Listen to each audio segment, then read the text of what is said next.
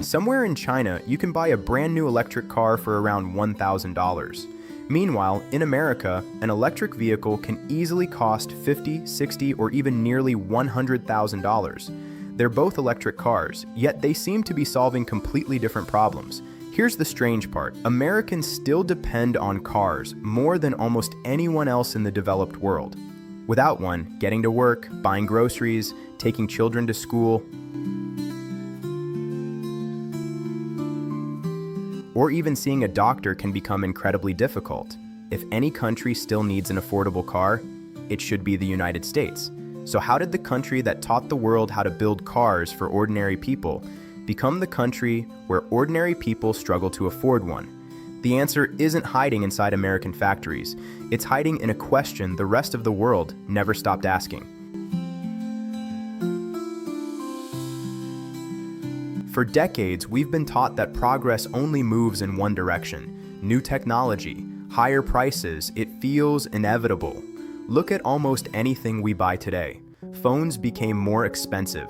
Computers became more powerful. Cars became rolling computers, bigger batteries, larger touchscreens, more software, more sensors, more everything. So, naturally, affordable cars must have disappeared too. It sounds perfectly logical, until you leave America. Across much of the world, something unexpected happened. Instead of asking how to build a more impressive car, many manufacturers kept asking how to build a cheaper one. China built tiny electric vehicles for people who simply needed transportation. Japan never abandoned K-cars because crowded cities never needed oversized vehicles.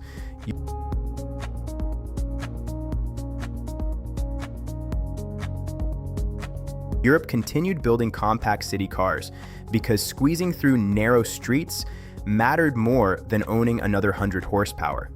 Different countries, different incomes, different roads, yet they all shared one remarkably simple goal: move more people for less money, not less comfort, less cost. That's the first belief this story completely overturns. Affordable cars never disappeared. The world never stopped building them.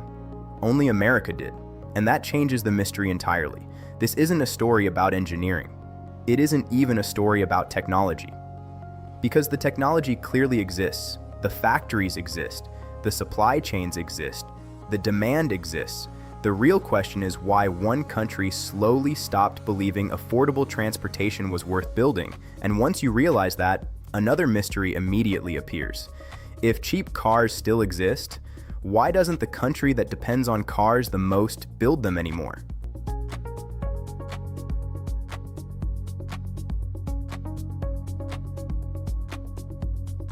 Most people already have an answer. Americans simply don't want cheap cars. They want SUVs, pickup trucks, luxury vehicles. Automakers are only giving customers what they asked for. It's a neat explanation, simple, comfortable, and completely believable. But the moment you stop looking at dealerships and start looking at everyday life, that explanation begins to fall apart. Much of America wasn't designed for trains, or bicycles, or walking. It was designed around one assumption. Everyone owns a car. Entire suburbs stretch for miles. Office parks sit far away from neighborhoods. Schools, supermarkets, hospitals, and workplaces are often impossible to reach without driving. A car isn't just transportation, it's part of the country's infrastructure. Remove the car, and entire routines collapse. That's why one image quietly tells a bigger story than any sales chart ever could. An aging sedan sitting in a supermarket parking lot long after the store has closed. The windows are covered, the seats are folded flat, someone is sleeping inside. That car isn't just taking its owner to work anymore, it's protecting them from the night. Suddenly, this isn't just a story about automobiles, it's a story about survival. And that completely destroys the idea that Americans no longer need affordable cars. If anything, they may need them now more than at any point in decades, which raises a far more uncomfortable question. If demand never truly disappeared, what actually killed America's affordable car? If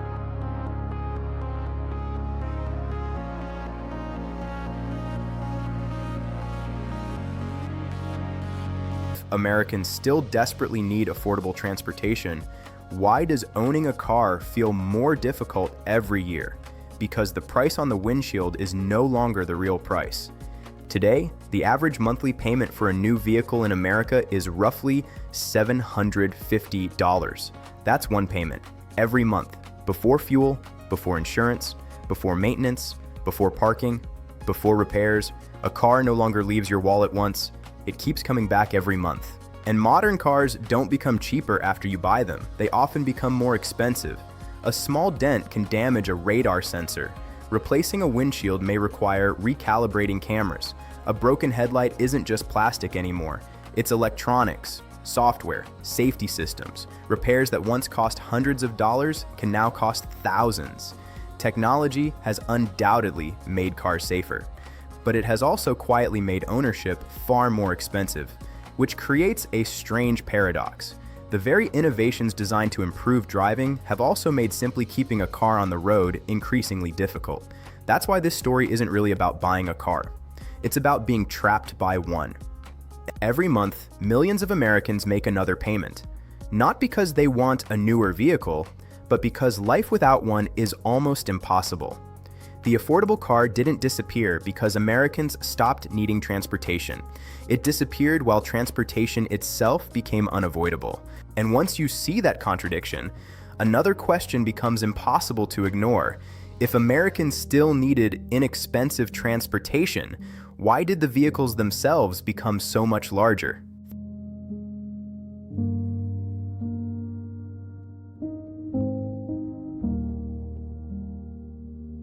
Think back to the cars that filled American roads 50 years ago.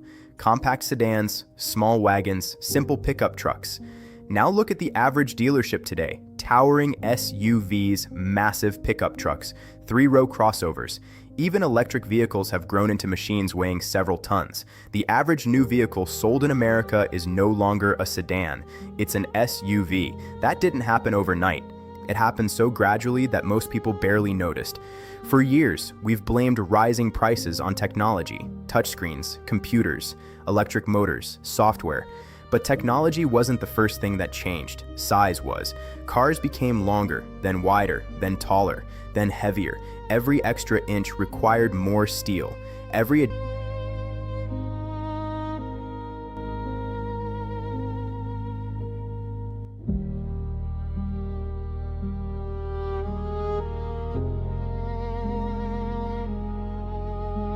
additional pound demanded stronger brakes, larger wheels, bigger engines, or larger battery packs. The moment a vehicle grows, everything attached to it grows too. Technology didn't start the cost explosion. It simply climbed aboard a machine that was already becoming larger every year. That realization overturns another common belief. America didn't begin building expensive cars because they became more advanced.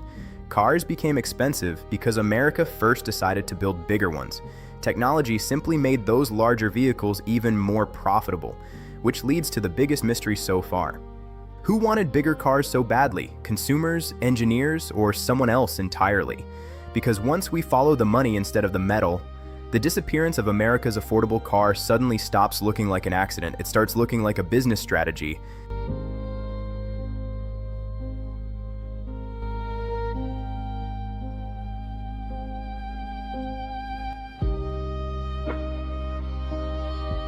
By now, it almost feels as if America simply outgrew the affordable car, as if cheap transportation belonged to another century, as if building inexpensive vehicles was something other countries figured out, but America never did. History says exactly the opposite. More than 100 years ago, the world's biggest automotive breakthrough wasn't a faster engine. It wasn't better styling. It wasn't new technology. It was one simple idea. What if ordinary workers could actually afford the product they built? When the Ford Model T arrived in 1908, it wasn't the only automobile on the road, but it became the one that changed history. At first, a Model T still cost more than many families could comfortably afford. Then something remarkable happened. Henry Ford didn't focus on making the car more luxurious. He focused on making it cheaper to build. The moving assembly line dramatically reduced production time, manufacturing costs fell, and as production became more efficient, Ford kept lowering the price.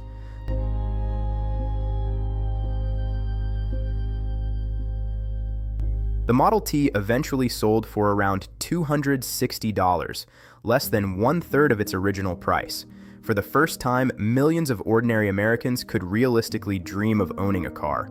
That wasn't just an engineering achievement, it was an economic revolution. Ford understood something that many companies today rarely talk about. The biggest market isn't the richest customers, it's ordinary people.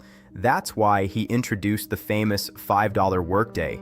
Higher wages weren't simply generosity. Workers who earned more money could eventually become customers themselves. The people building the cars could afford to drive them home. That single idea transformed America. Roads expanded, suburbs grew, businesses reached new customers. The automobile stopped being a luxury for the wealthy. It became infrastructure for everyone. That's what makes today's situation feel almost unbelievable. America didn't invent the muscle car. America didn't invent the luxury SUV.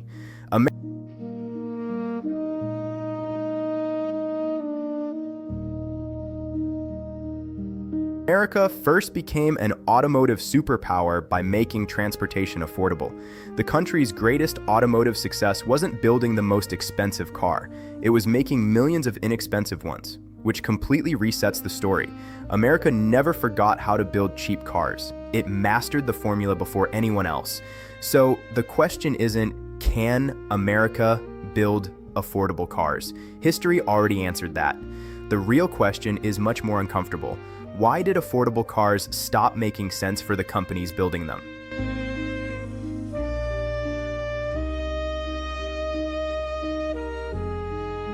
Most people assume the affordable car disappeared because customers stopped buying it. That sounds logical, but it ignores one uncomfortable reality. The cheapest new car doesn't compete against another cheap new car. It competes against something far more dangerous: the used car market. Think about it.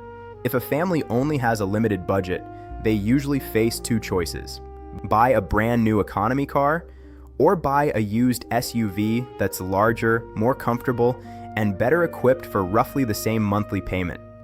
Suddenly, the inexpensive new car is trapped. It's squeezed from both directions. Luxury buyers don't want it. Budget buyers often choose used vehicles instead. That makes the low-cost segment one of the hardest places to earn money.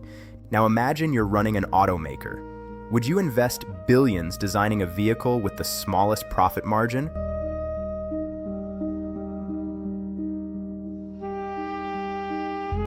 Or build another SUV that earns several times more on every sale?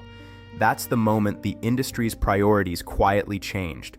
The villain wasn't technology. The villain wasn't electric vehicles. It wasn't even regulations. It was something far simpler: profit per vehicle. Once executives realized that one large SUV could generate the profit of several small cars, the direction of the industry began changing almost automatically. Then financing made the shift almost invisible. People stopped shopping by total price. They started shopping by monthly payment. An extra $50 a month suddenly didn't sound impossible. That made a far more expensive vehicle feel surprisingly affordable. Longer loans, higher prices, larger vehicles, bigger profits, the entire system reinforced itself. And every year, the affordable car became a little less attractive to build.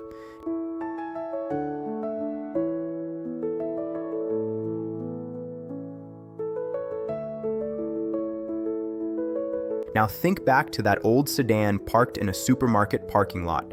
Every decision made inside a corporate boardroom, every calculation about margins, every push toward larger vehicles eventually arrived there, inside that car. Because someone who simply needed affordable transportation was left with fewer and fewer affordable choices. And that's when the mystery finally changes again. This was never just about automobiles. It was about what the American auto industry decided its business was: building transportation or maximizing the value of every vehicle it sold. Once that choice was made, the disappearance of the affordable American car was no longer an accident. It was the predictable outcome of the system itself.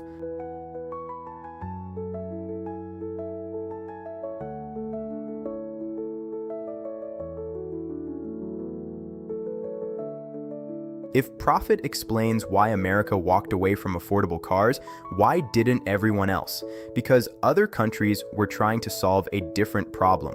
America increasingly asked, how do we make each vehicle more valuable? Much of the rest of the world asked, how do we move more people? Those sound similar.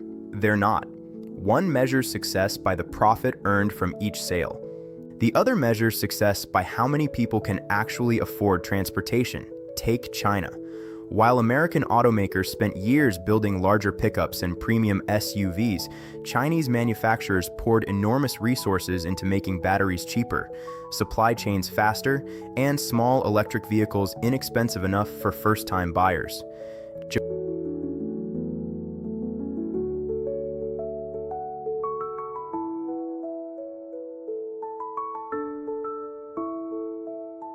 Japan never abandoned the philosophy behind the K car because crowded cities never demanded oversized vehicles in the first place. Across Europe, expensive fuel, limited parking, and centuries-old streets naturally rewarded compact cars instead of giant ones. Different roads produced different priorities, and different priorities produced completely different industries. That's why a $1,000 electric car sounds almost unbelievable in America. While in other parts of the world, the real surprise is how expensive American cars have become. That doesn't mean America failed.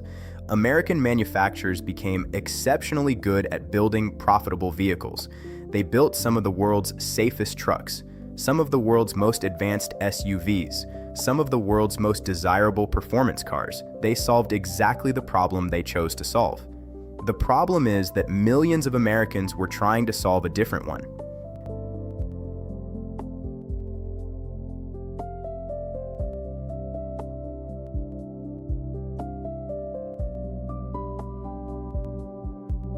They weren't looking for the most luxurious vehicle or the most powerful one. They simply wanted transportation they could still afford. Somewhere along the way, those two goals stopped being the same. And once that happened, the affordable car slowly disappeared, not because nobody could build it, but because almost nobody wanted to sell it.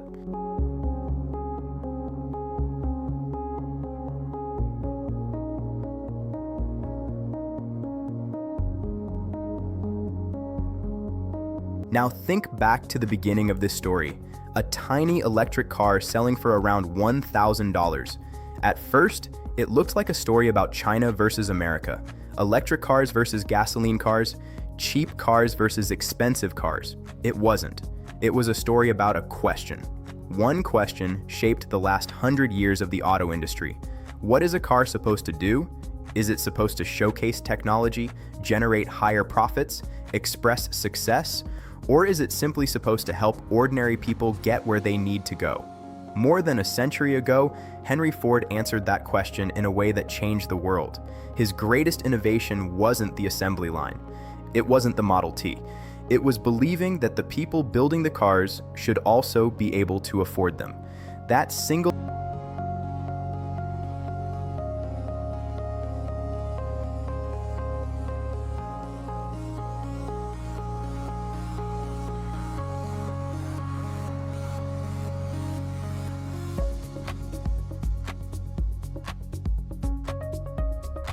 idea transformed transportation from a luxury into everyday life.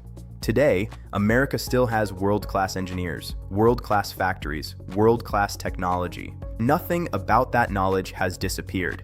The ability to build an affordable car is still there. Perhaps that's the biggest misconception of all. America didn't forget how to build cheap cars. It forgot why it built them in the first place. Henry Ford's question was simple. How can ordinary workers afford a car? Over time, that question slowly changed. How can we sell a more expensive car? Those two questions created two completely different auto industries. One built mobility, the other built margins. And perhaps that's why today's mystery isn't really about engineering or electric vehicles or even China. It's about priorities, because industries don't simply build the products they're capable of making. They build the products they're rewarded for making. And until that incentive changes, the affordable American car may remain exactly where it is today, not forgotten, simply no longer chosen.